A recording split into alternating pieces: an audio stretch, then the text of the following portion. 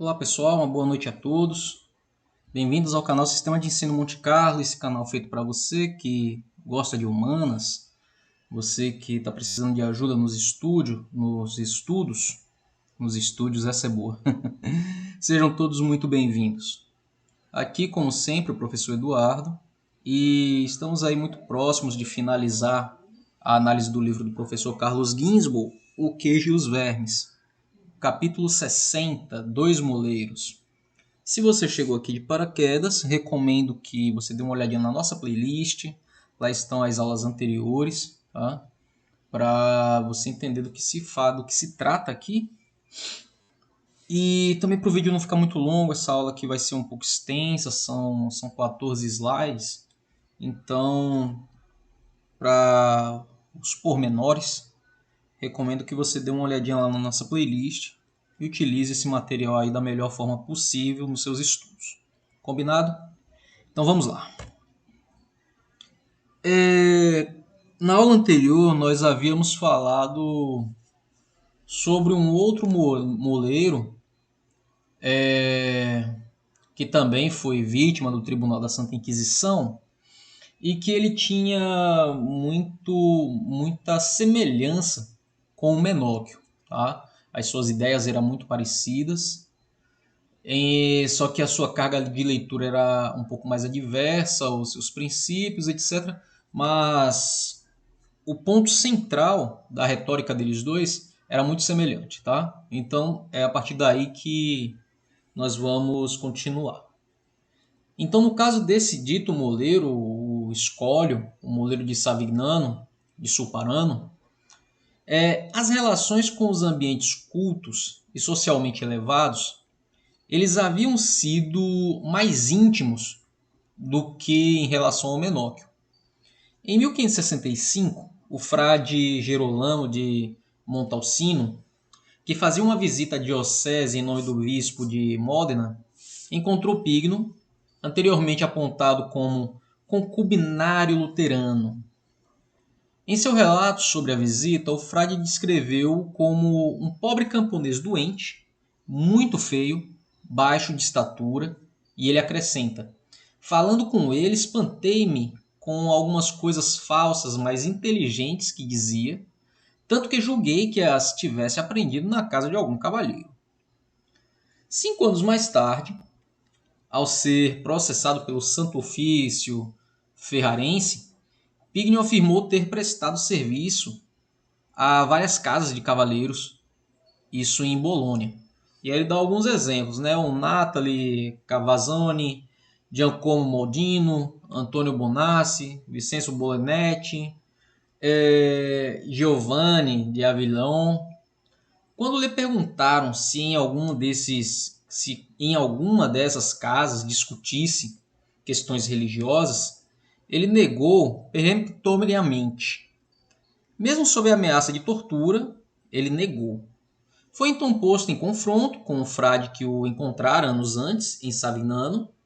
O dito frade Gerolamo declarou que, naquela ocasião, Pigno lhe dissera que havia aprendido aquelas coisas, falsas mais inteligentes, na casa de um cavalheiro em Bolonha, com uma pessoa que lhe dava lições, só que sem especificá-las. O frade não se lembrava bem, porque muito tempo já se havia passado, esquecera tanto o nome do cavalheiro em questão como de um padre que ele chamava e que lhe dera aquelas lições. Todavia, Pigno negou tudo. Em sua defesa, ele diz: padre, eu não me lembro de jeito nenhum. Nem mesmo a tortura do fogo a qual foi submetido, já que a tortura das cordas não lhe foi aplicada porque sofria de hérnia, nem assim ele confessou. Mas de que estava escondendo informações, nós não temos dúvida. Talvez seja possível enxergar através das reticências, né, dos depoimentos. No dia seguinte, ao se encontrar com o frade, isso já no ano de 1570, no dia 11 de setembro, os inquisidores perguntaram novamente a Pigno o nome dos cavalheiros em Bolônia aos quais servira. Ele repetiu a lista com uma variante que passou desapercebida, porque no lugar do nome de Vicenço Bolonetti, ele deu o nome de Vicenzo Bonini. Talvez fosse Bononetti que Pigno tentava encobrir com seu silêncio. Se assim for, não há certeza. Então, quem foi que da pessoa que deu as lições que tanto impressionaram o Pigno? Poderia ter sido o famoso herético Paulo Ricci, mais conhecido como Camilo Renato. Chegando a Bolonha em 1538, Ricci, que não usava o nome humanista, que ele então usava um nome humanista, isso para disfarce. Ali permaneceu como preceptor dos filhos de alguns nobres citadinos por 2 anos. Os Danesi, os Lombertini, os Manzoli, os Bolonetti. E foram os Bolonetti que se referiu numa passagem da Apologia, a qual escreveu em 1540 para se defender das acusações do Santo Ofício. Nesta ocasião, no caso, Fileno partia das crenças ingenuamente antropomórficas dos camponeses e da massa em geral que atribuíam a Nossa Senhora poder igual ou superior ao de Cristo e propunham uma religião cristocêntrica, livre de superstições.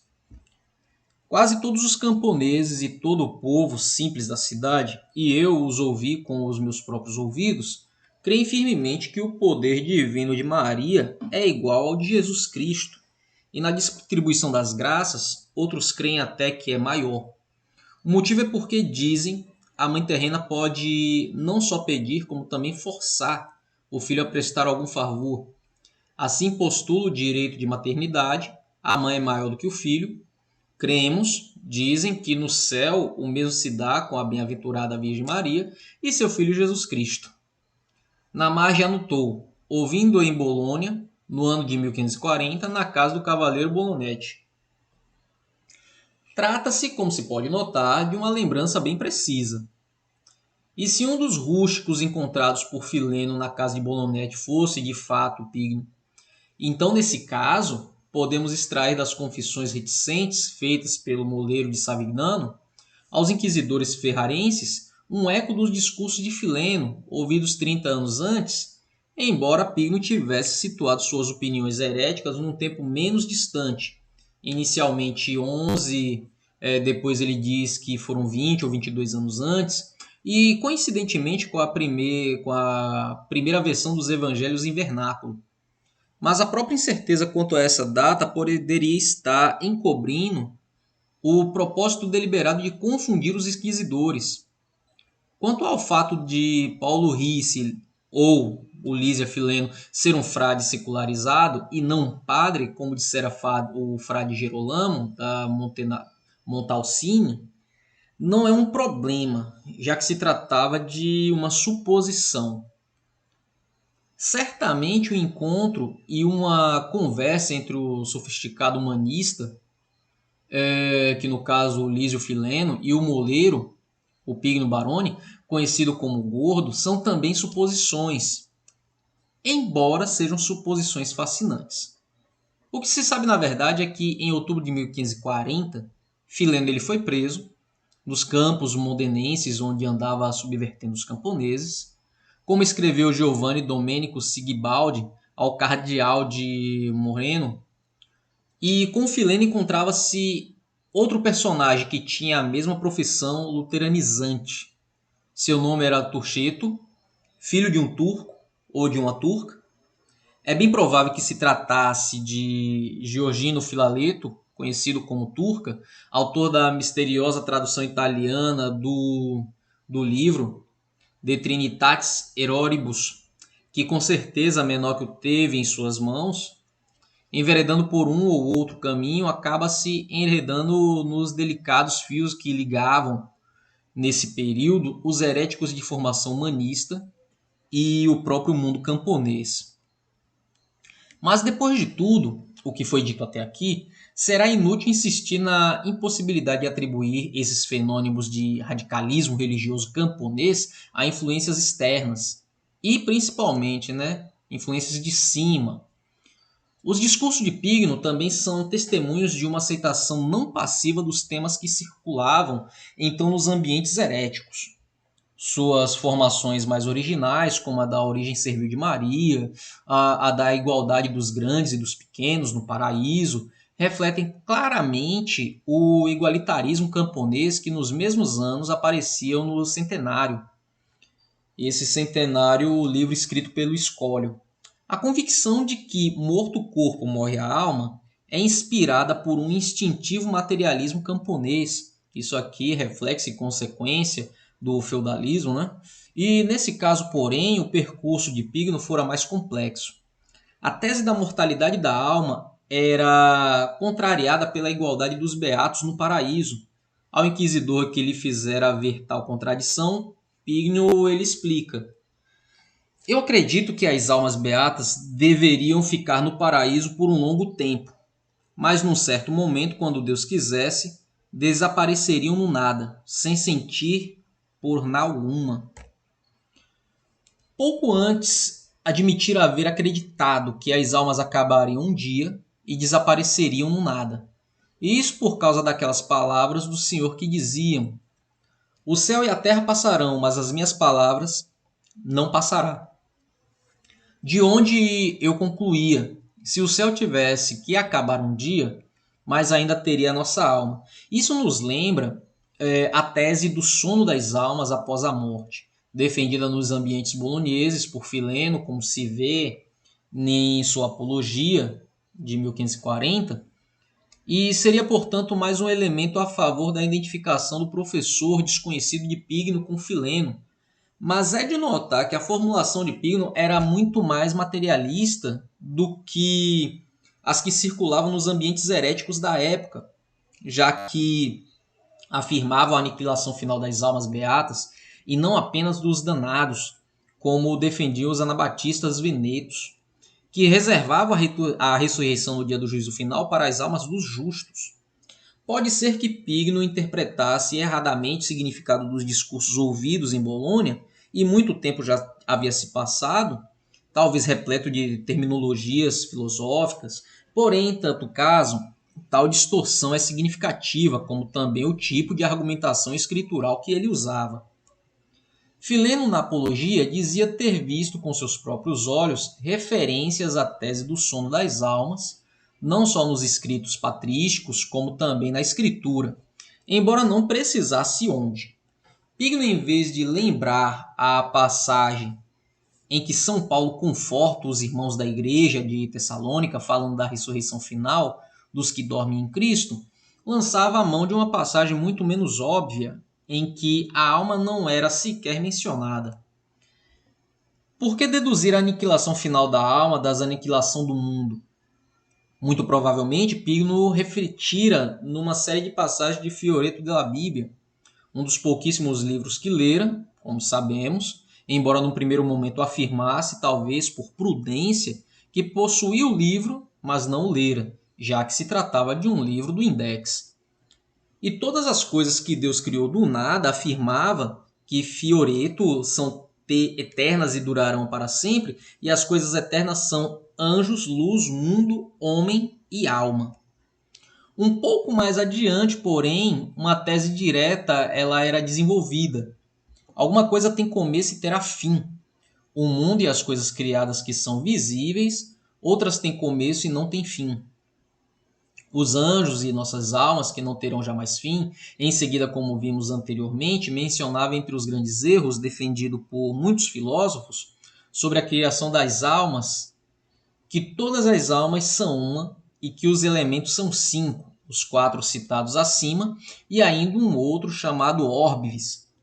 E dizem que desse Orbis Deus fez a alma de Adão e todas as outras. E por isso dizem que o mundo não acabará jamais, porque quando o homem morre, retorna aos seus elementos. Se a alma é imortal, o mundo é eterno, defendiam os filósofos averroístas.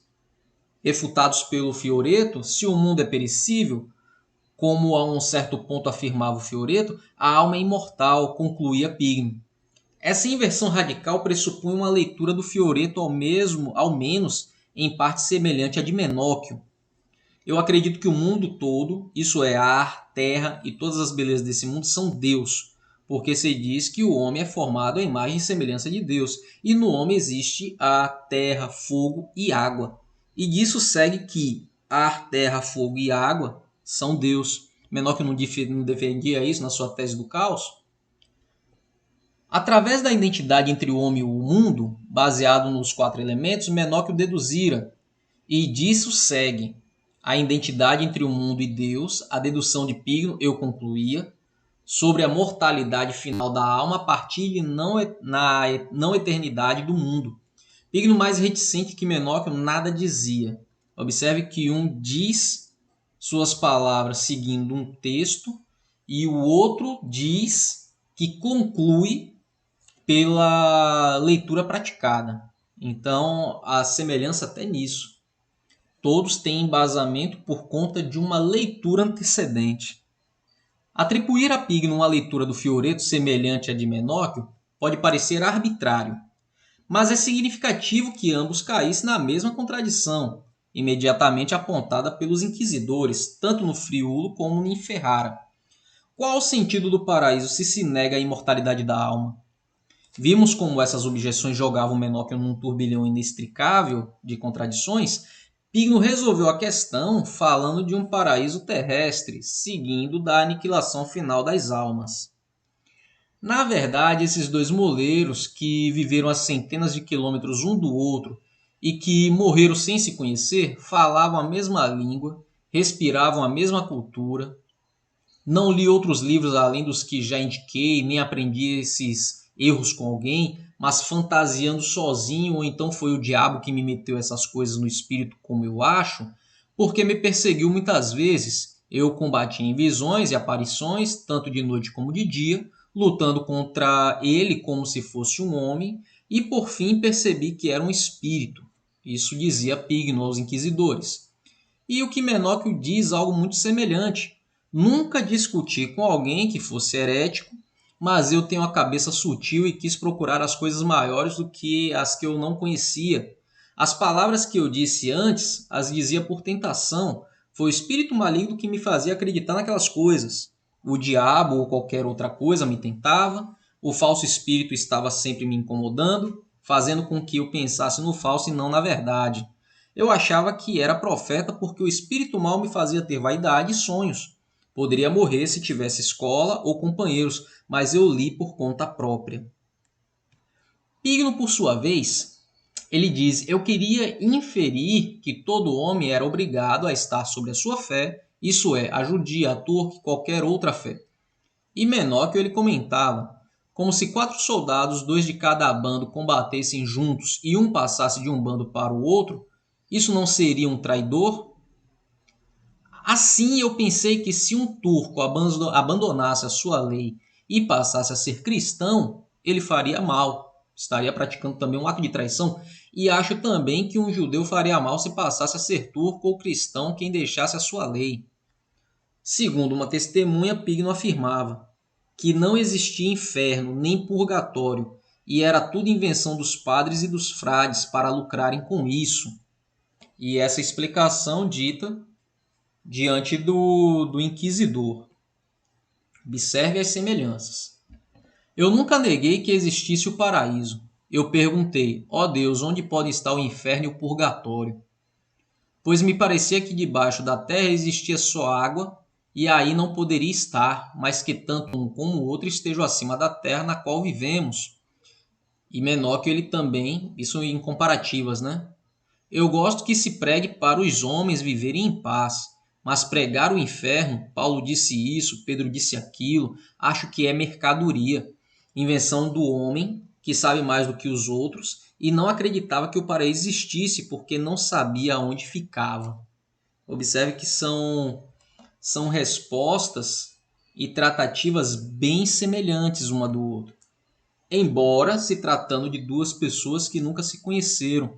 Mas de onde é que vem, de onde é que provém sua semelhança? Isso nós já vimos da sua carga de leitura, tá? Das suas práticas e da sua convivência. Então, era um pensamento compartilhado por todos. E mesmo assim, a Inquisição insiste que o que estava se formando era mais um grupo de oposição à Igreja Católica. Chegando ao final de mais uma videoaula, pessoal. Dúvidas, sugestões, deixe aí nos comentários. Se você ainda não é inscrito no canal, por favor, né? Dá essa força aí pra gente, se inscreve no canal, compartilha nossos conteúdos. Fiquem todos bem e até uma próxima. E nunca se esqueça, conhecimento é poder.